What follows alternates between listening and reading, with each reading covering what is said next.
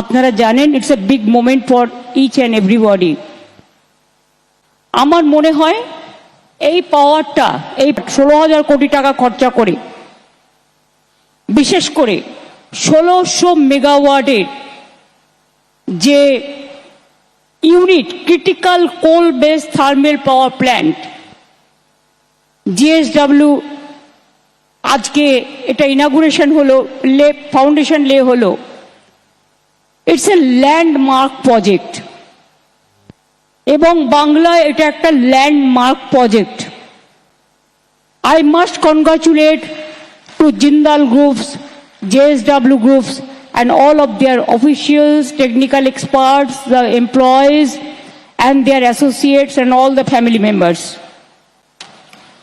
আপনারা জানেন এখানে 800 করে দুটি ইউনিট হবে, অর্থাৎ 1600 মেগাওয়াট হবে পাওয়ার উৎপাদন।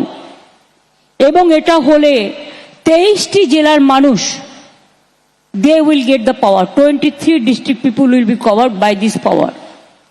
এবং আমাদের সাথে ওদের একটা এগ্রিমেন্ট হয়েছে। ইস্টার্ন ইন্ডিয়াতে this type of project is never happen before. এটা ইস্টার্ন ইন্ডিয়াতে, পূর্ব ভারতে কখনো আগে হয়নি।